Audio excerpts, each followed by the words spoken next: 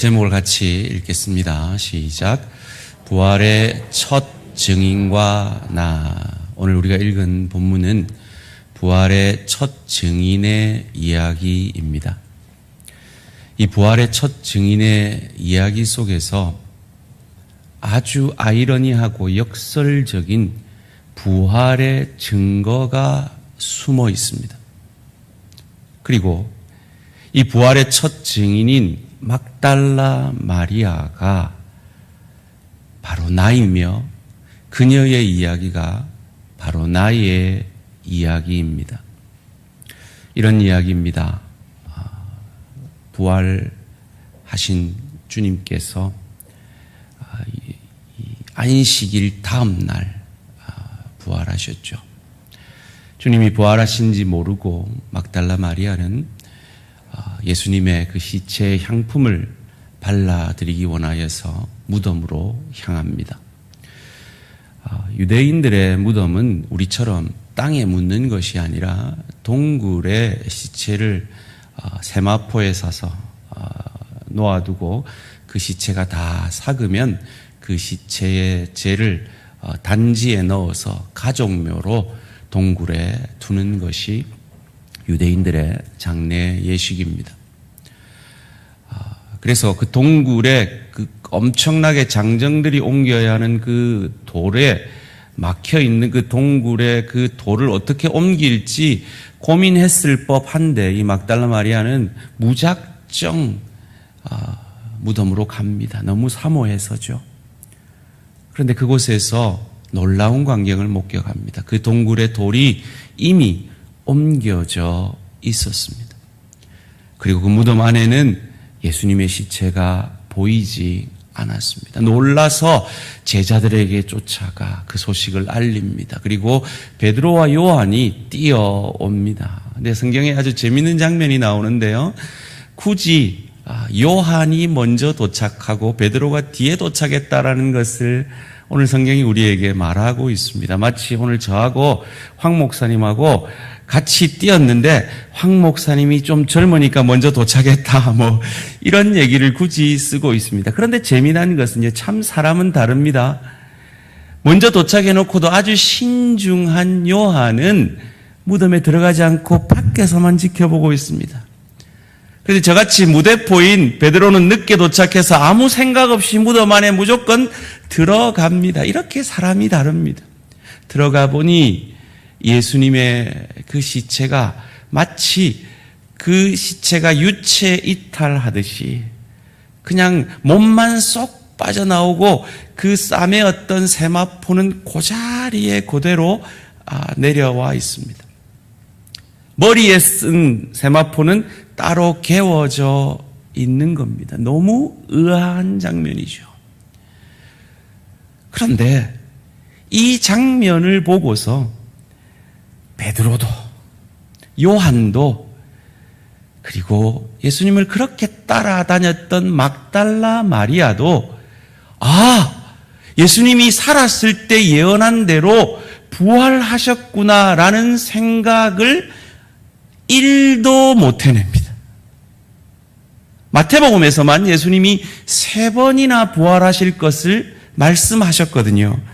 마태복음 16장 21절 말씀입니다. 이때로부터 예수 그리스도께서 자기가 예루살렘에 올라가 장로들과 대제사장들과 서기관들에게 많은 고난을 받고 죽임을 당하고 제3일에 살아나야 할 것을 제자들에게 비로소 나타내시니. 마태복음 17장 23절에도 나옵니다. 죽임을 당하고 제3일에 살아나리라 하시니 제자들이 매우 근심하더라. 마태복음 20장 19절에도 나와요.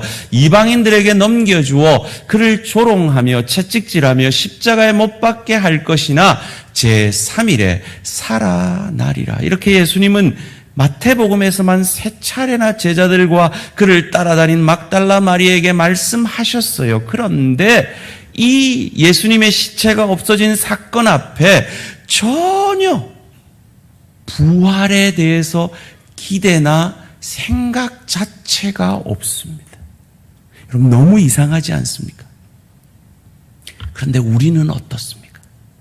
여러분, 지난 한 주간 살면서 힘드실 때, 어려울 때 부활의 주님을 생각하신 적 있으신가요? 여러분의 선택의 순간 앞에, 여러분의 갈등 앞에, 누군가를 용서해야 되는 사건 앞에, 뭔가 헌신해야 되는 일 앞에 여러분 부활의 주님을 떠올려 보신 적 있으신가요? 마치 오늘 제자들과 막달라 마리아의 모습은 우리의 모습과 같지 않나 하는 생각을 해봅니다. 의아해하면서 제자들은 그냥 돌아가 버려요. 막달라 마리아는 예수님을 너무 사모해서 그 무덤 앞에서 그저 엉엉 울기 시작합니다. 울다가 뭔가 이상했던 것 같아요. 다시 구부려서 무덤 안을 들여다봅니다. 그런데 그곳에는 제자들과 함께 봤을 때는 없던 장면이 보입니다. 두 천사가, 흰옷 입은 두 천사가 한 사람은 예수님 머리, 한 사람은 예수님 다리 쪽에 있습니다. 이게 무슨 말입니까? 이 세마포를 쌓아두었던 몸 쪽의 세마포는 좀 넓었을 것이고 다리 쪽의 세마포는 좀 좁았을 거 아니에요. 거기에 그대로 내려앉으니까 어느 쪽이 머리였고 어느 쪽이 다리였는지를 알았던 거죠. 그리고 대화를 시작합니다. 오늘 본문 13절 말씀입니다. 천사들이 이르되 여자여 어찌하여 우느냐 이르되 사람들이 내 주님을 옮겨다가 어디 두었는지 내가 알지 못함이니이다. 여전히 마리아는 지금 시체만 찾고 있습니다. 현실만 생각하고 있습니다. 마치 우리들처럼 말이죠. 구부려 있는 게 불편했던지 좀 허리를 펴면서 뒤쪽을 쳐다본 것 같습니다. 그랬더니 그곳에 예수님이 계셨습니다. 그런데 예수님을 전혀 알아보지 못해요. 아마 너무 울어서 눈이 부었을지 모르겠습니다. 부활하신 예수님이 뭔가 육신으로 있을 때와는 달라졌을지 모르겠습니다. 어찌되었든 예수님과도 이런 대화를 나눕니다. 15절 말씀입니다. 예수께서 이르시되 여자여 어찌하여 울며 누구를 찾느냐 하시니 마리아는 그가 동산지기인 줄 알고 무덤 관리인인 줄 알고 이르되 주여 당신이 옮겼거든 어디 두었는지 내게 이르소서 그리하면 내가 가져가리이다. 여전히 시체만 찾고 있습니다.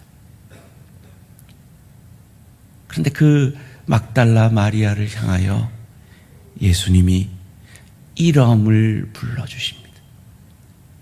마리아야.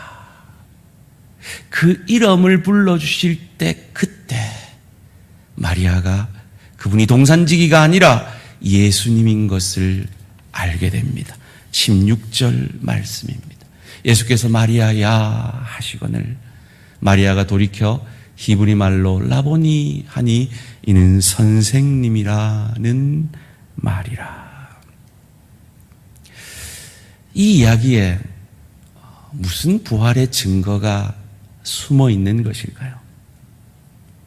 이 이야기 속에는 역설적이며 아이러니한 부활의 증거가 숨어 있습니다. 다른 복음서에 보면 예수님이 부활하신 이 사건을 유대 지도자들이 은폐하기 위해서 그 무덤을 지키던 로마 군인들에게 돈을 주고 매수하여서 제자들이 훔쳐갔다라는 소문을 만방에 퍼뜨립니다. 그들이 주장하는 대로 부활이 거짓이라면, 부활이 날조된 기록이라면 오늘 이 부활을 기록하고 있는 저자들은 엄청난 실수를 하고 있는 것입니다. 그것이 바로 역설적이게도 부활의 놀라운 증거가 되는 것입니다. 이런 말입니다. 첫째로, 마리아는, 이 부활의 첫 증인인 막달라 마리아는 부활을 전혀 기대하지 않고 있는 증인이라고 성경 기자는 쓰고 있는 것이 부활의 역설적인 증거가 되는 것입니다. 막달라 마리아에 대한 기록을 누가복음 8장 1절 2절에서는 이렇게 기록하고 있습니다. 그 후에 예수께서 각 성과 마을에 두루 다니시며 하나님의 나라를 선포하시며 그 복음을 전하실새 12제자가 함께하였고, 또한 악귀를 쫓아내심과 병고침을 받은 여러 여자들 곧 7 귀신이 나간 자 막달라인이라 하는 마리아와, 이 마리아가 어떤 사람인지, 그의 고향이 막달라라는 곳이고 그는 7 귀신이 들렸다가, 한마디로 얘기하면 정신이 나갔다가 돌아온 여인이라는 기록입니다.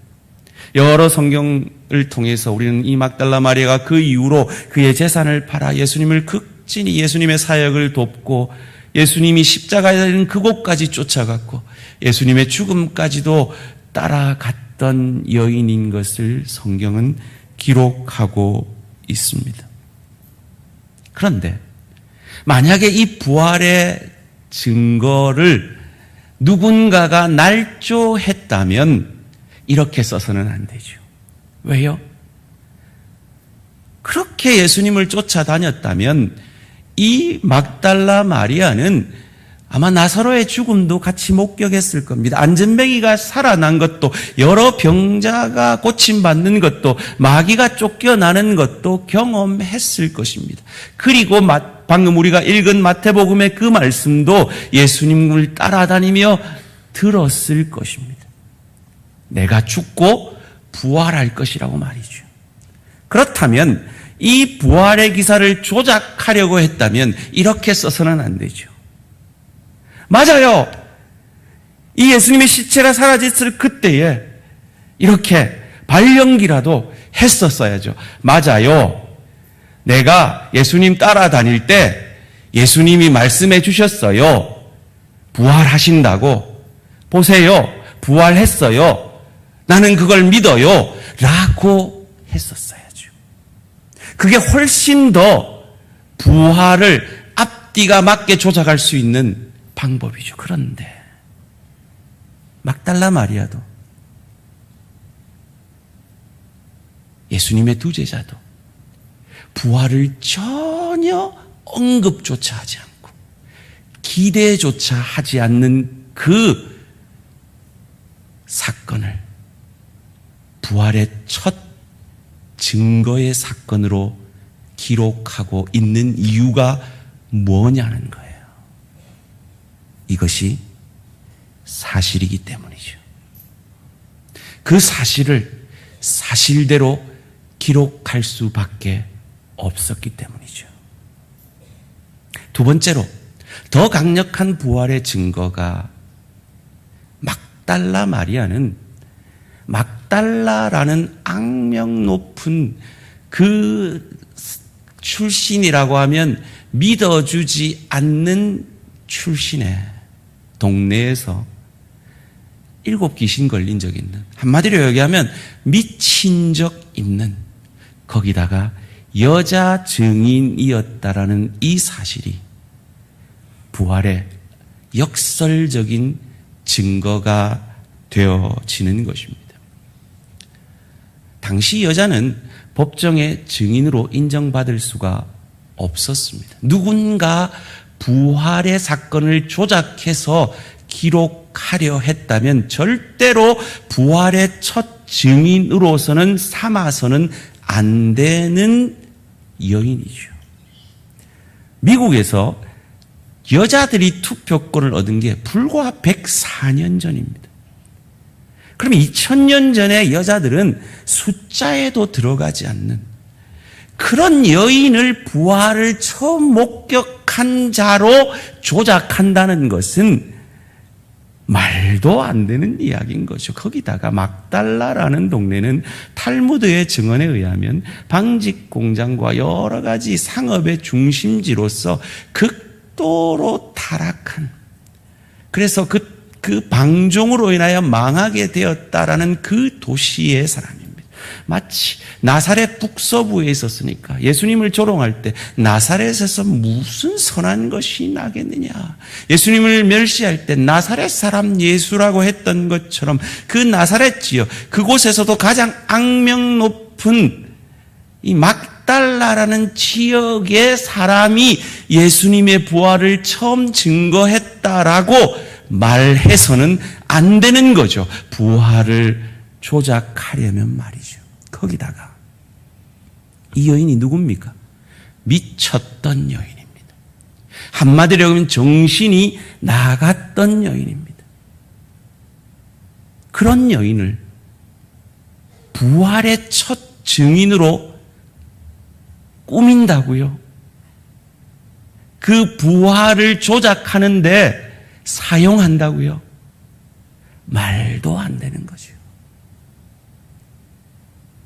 그러면 왜 성경은 그 당시에 증인도 될 수 없었던 여인, 거기다가 미친 적이 있었던 여인, 거기다가 막달라라는 악명 높은 마을 출신의 여인을 부활의 첫 증인으로 기록하고 있느냐 말이에요. 그것이 역사적 사실이기 때문이라는 겁니다.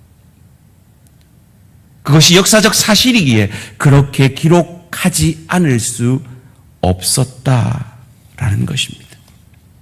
그렇다면 이 부활의 첫 증인인 막달라 마리아와 나와는 무슨 상관이 있을까요? 부활의 첫 증인이 당시의 법정에서 증인이 될 수 있었던 유대인 남자가 아니라 부활의 증인이 법정에서도 될 수 없었던 여자인 이유와 나와 무슨 상관이 있을까요? 부활의 첫 증인이 성직자가 아니라 그저 예수님을 따라다니는 평신도였다는 이 사실이 나와는 도대체 무슨 상관이 있을까요?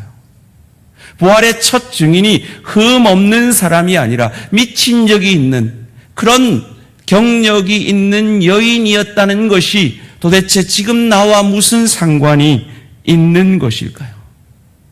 부활의 첫 증인이 예루살렘 출신의 귀족이 아니라 당시 멸시받던 막달라 출신의 여인이었다는 이 사실이 도대체 나와는 무슨 상관이 있는 것일까요? 첫째로, 그런 막달라 마리아를 구원하셨다면 예수님이 나 같은 죄인도, 나 같은 부족한 사람도 만나주시고 구원해 주실 수 있다라고 오늘 본문 가운데 우리에게 말씀해 주고 계신 것입니다.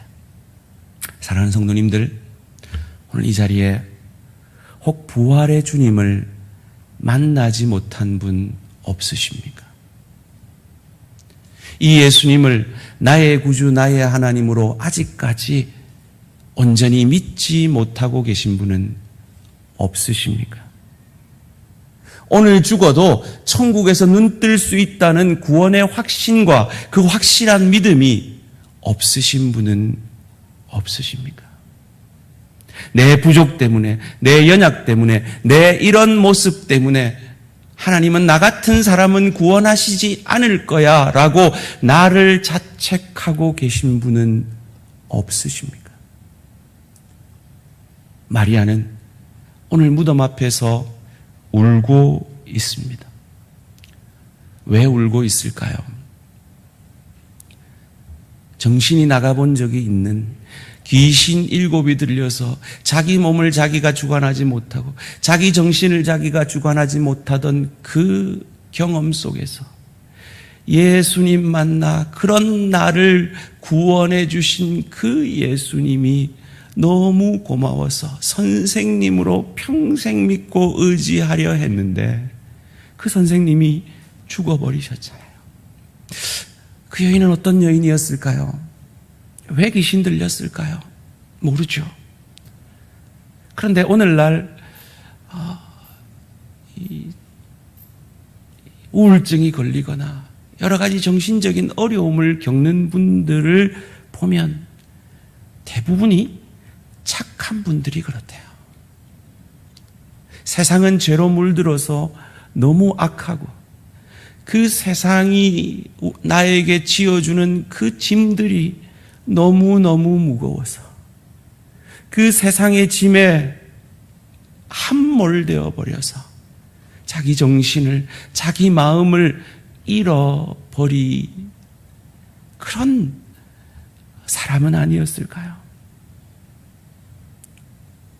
호기 자리에 그런 나의 부족한 모습 때문에 예수님을 구주로 영접하는 것을 망설이는 분이 계시다면 7 귀신 들린, 많은 목사님들이 성경에 없는 얘기를 하시는데요, 막달라 마리아는 창기는 아니었습니다.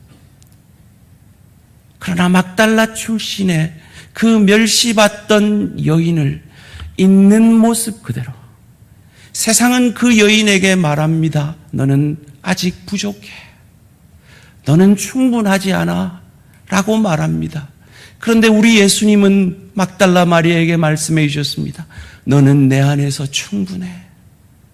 너는 내 안에서 충분히 사랑받을 만해. 너는 충분히 내 자녀가 될 수 있어. 용납해 주시고 영접해 주십니다. 세상이 모두 나를 멸시해도 유일하게 나를 받아들여 주온 그 선생님을 사모하여서 그 선생님의 죽음의 그 시체까지라도 내 사랑을 표현하고 싶었던 그 여인에게 예수님이 이어지는 본문 가운데 왜 내가 너와 잠시 이별할 수밖에 없었던지를, 그 이유를 이렇게 설명해 줍니다. 오늘 본문 17절 말씀입니다. 함께 읽겠습니다. 시작. 예수께서 이르시되 나를 붙들지 말라. 내가 아직 아버지께로 올라가지 아니하였노라. 너는 내 형제들에게 가서 이르되 내가 내 아버지 곧 너희 아버지 내 하나님 곧 너희 하나님께로 올라간다 하라 하시니. 아멘. 천사들이 마리아에게 물었습니다. 여자여, 어찌하여 우느냐? 그 질문을 우리에게도 하고 있습니다. 어찌하여 우느냐? 뭐가 그리 힘드니? 묻습니다. 그리고 울고 있는 마리아에게 예수님은 내가 왜 너와 잠시 이별할 수밖에 없었는지 아느냐? 내 아버지가 너의 아버지가 되게 해주기 위해서, 내 하나님이 너의 하나님이 되게 해주기 위해서 나는 너를 대신해 죽을 수밖에 없었단다. 그리고 나는 그 죽음을 이기고 너의 죄를 이기고 너의 죽음을 이기고 부활했단다.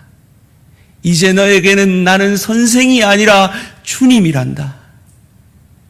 이 부활로 말미암아 이제 내 아버지가 네 아버지가 되고 내 하나님이 네 아버지가 되었단다. 세상이 너를 귀신 들렸던 여인이라고 멸시할지라도 너는 이제 내게는 자녀란다. 하나님의 자녀란다. 세상이 너를 불충분하다고 해도 너는 이미 충분한 자란다. 너는 이전 것은 다 지나갔으니 너는 이제 새 것이 되었단다. 라고 이 울고 있는 마리아의 눈물을 닦아주시며 말씀하고 계신 것입니다. 그리고 그 동일한 말씀을 저와 여러분에게도 하고 계십니다. 호기 자리에 내 이 부족 때문에 하나님은 나를 사랑하지 않을 거야. 내 이 연약 때문에 하나님은 나를 미워하실 거야. 라고 생각해서 아직도 예수님을 주님으로 모시지 못한 분이 계시다면, 이 막달라 마리아도, 귀신 들렸던 이 막달라 출신의 여인도 받아주신 주님께서 저와 여러분의 주인이 되시기를 원하심을 믿으시기를 주님의 이름으로 축원합니다. 두 번째로, 이 부활의 증인과 나는 무슨 상관이 있을까요? 예수님이 막달라 마리아를 부활의 첫 증인으로 쓰셨다면 나같이 부족한 사람도 복음의 부활의 증인 될 수 있다라고 오늘 본문 가운데 우리에게 말씀해 주고 계신 것입니다. 17절 말씀 가운데 예수님이 막달라 마리아에게 부탁합니다. 너는 내 형제들에게 가서 이르되 나는 내 아버지, 내가 내 아버지 곧 너희 아버지, 내 하나님 곧 너희 하나님께로 올라간다 하라 하시니, 이제 내가 부활함으로 내 아버지가 네 아버지가 되었고 내 하나님이 네 하나님이 되었고 나는 이제 곧 승천할 것임을 그 소식을 전하라라고 부탁하시고, 마리아는 이것을 순종의 제자들에게 달려가서 이 부활의 소식을 전합니다. 그리고 이 동일한 부탁을 저와 여러분에게도 하고 계신 겁니다. 왜 예수님이 이 막달라 마리아를 통해서 부활의 첫 증인 되시고 부활의 첫 소식을 전하게 하셨을까? 혹자들은 이렇게 얘기합니다. 막달라 마리아가 여자라서 여자를 택하면 뭔 소문이 그렇게 빨리 나는지 그것을 활용했을 것이다 라는 말도 합니다. 그러나 막달라 마리아가 그 누구보다 예수님을 가장 사랑했기 때문에 부활의 첫 증인으로 삼으셔서 이 부활의 첫 소식을 만방에 전한 것이라 믿습니다. 그 동일한 마음으로 나를 구원하신 예수님을 사랑하는 저와 여러분에게도 말씀하십니다. 막달라 마리아처럼 너도 부활의 첫 증인이 되어 달라고요. 이 가을에 새생명 축제가 전도자라는 특별한 누군가의 잔치가 아니라 예수님으로부터 구원함 받아 예수님을 사랑하는 마음이 있는 누구라도 이 잔치에 예수님이 초청하기를 원하시는 겁니다. 사랑하는 성도님들, 여러분을 구원하신 예수님을 사랑하십니까? 그렇다면 마리아처럼 예수님, 나 너무 당신을 사랑하기 때문에 이 소식을 전하라는 명령을 순종했던 이 마리아처럼 이 가을에 나를 통해 예수님이 마리아의 눈물을 닦아주신 것처럼 나를 통해 내 눈물을 닦아주신 주님께서 나를 통해 세상에서 울고 있는, 세상에서 죽어가고 있는 그 한 사람의 눈물을 닦아주기를 원하십니다. 누가 생각이 나십니까? 영적 VIP들 한번 생각해보라 제가 부탁을 드렸잖아요. 누가 떠오르십니까? 여러분, 참 목사는요, 참 전도하기가 안 쉽습니다. 맨날 만나는 사람들이 믿는 사람밖에 없어가지고요, 참 안 쉬워요. 근데 제가 제 주위에 누가 믿지 않나 하고 생각해 봤더니요, 제가 자주 가는 휴대폰 가게 총각이 생각이 나요. 그 총각한테 지난주에 커피를 배달하기 시작했습니다. 이제 선물을 사서 초청장과 함께 그 총각을 초청해 보려고 합니다. 여러분, 최근에 제 머리 스타일이 좀 바뀌지 않았나요? 제가 미용실을 옮겼습니다.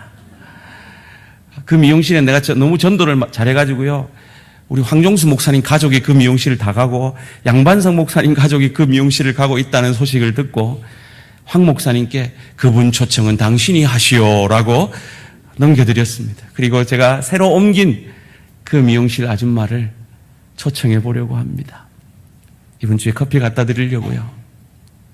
사랑하는 성도님들, 여러분이 생각나는 사람은 누가 있습니까? 여러분이 믿지 않는 누군가와 접촉하고 계십니까?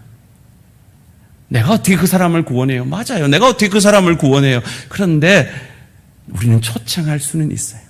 구원은 우리가 하는 게 아니에요. 하나님이 하시는 거예요.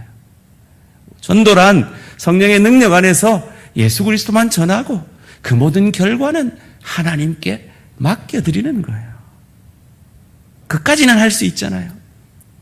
선물 사서 커피 들고 식사 같이 하면서 다른 사람과는 마음이 열려지지 않더라도 나와는 마음이 열려질 수 있는 그 누군가는 만나서 내 안에 계신 나의 눈물을 닦아주신 그 예수님의 복음의 소식은 전할 수 있지 않겠습니까? 여러분, 주보를 한번 다 펴보십시오. 주보 안에 VIP 초청 카드가 있습니다. 아이고, 목사님, 나는 뭐네요. 근데 그거 아세요? 당나귀를 통해서도 하나님 말씀하실 수 있어요. 그거 아세요? 돌들로도 아브라함의 자손이 되게 할 수 있어요. 막달라 마리아를 부활의 첫 증인으로 삼으신 분이 우리 주님이세요. 자, 지금 한번 써봅시다. 혹시 볼펜 없으신 분 손 드시면 우리 교육자들이 갖다 드릴게요. 볼펜 없다는 핑계 대지 마시고, 혹시 VIP 작전 카드가 없으신 분 손 드시면 제가 갖다 드리겠습니다. 도움이 필요하시면 손 드세요. 제가 1부 때는 시간이 없어서요, 넉넉하게 시간을 못 드렸는데요, 지금부터 제가 설교를 멈추어 시간을 드리겠습니다. 가족을 쓰시든지, 저처럼 미용실 아줌마를 쓰시든지, 요구르트 아줌마를 쓰시든지, 여러분이 가시고 만나시면 그들에게 복음 전할 수 있는 누군가, 그분을 봤을 때 내가 만난 예수님 전해주고 싶은 그 누군가를 써보십시오. 여러분이 전도하는 게 아닙니다. 그저 여러분은 초청하시는 겁니다. 그분들이 초청에 임할지 안 할지는 그 성령께 맡겨드리세요. 성령께서 그분들의 마음을 감동해 주시면 오게 하실 겁니다. 성령께서 그분들의 마음을 감동해 주시면 믿게 하실 겁니다. 그러면 여러분은 여러분의 그 영적 열매를 통해 큰 하나님의 상급을, 하나님의 큰 칭찬을 받게 되실 겁니다. 우리는 그 하나님의 천국 잔치에 여러분이 다 동참되어지기를 원하는 것입니다. 혹 아무리 짜내고 짜내도 생각이 안 나시는 분 계십니까? 매주 목요일 10시 30분마다 4층으로 오시면 전도대가 함께 기도하고 그런 사람 만나러 나갑니다. 거기라도 와보십시오. 그래서 함께 나가보십시다.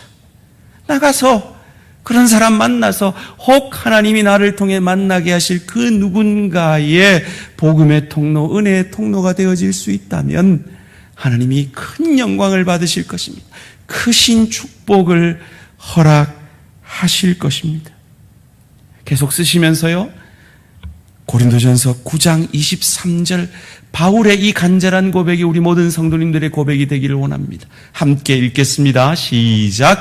내가 복음을 위하여 모든 것을 행함은 복음에 참여하고자 함이라. 아멘. 사랑하는 성도님들, 이 복음의 잔치에, 이 새생명 축제에 여러분이 다 참여하실 수 있기를 원합니다. 여러분의 가족을 초청하실 수 있기를 원합니다. 여러분의 지인들을 사랑을 표현하시고 저렴한 가격에, 원가에 저희가 그 사랑을 표현할 수 있도록 선물을 준비해 놨습니다. 우리 집에 사가기 위해 사지 마시고 그 영적 VIP들에게 예수의 사랑을 전한다 생각하시고 구입하십시오. 그럼 저희가 이번 주를 커피 마시는 주간, 다음 주를 밥 먹는 주간, 그리고 그 다음 주를 선물 전달하면서 초청장 드리는 주간, 그리고 초청하는 주간, 이렇게 정해보았습니다. 이게 저희가 먼저 하는 게 아니고요, 전도 잘하는 이웃 교회가 이렇게 교회가 시킨 대로 따라 하니까 전도 절대 못할 것 같은 사람들도 전도가 되더래요. 그래서 우리도 한번 순종의 봄으로, 나 같은 사람도, 나 같은 당나귀도, 나 같은 돌도 하나님의 쓰임 받을 수 있는가 한번 순종해 보시기 바랍니다. 순종할 때 놀라운 복음에 참여하는 이 영광을 누리게 되실 것입니다.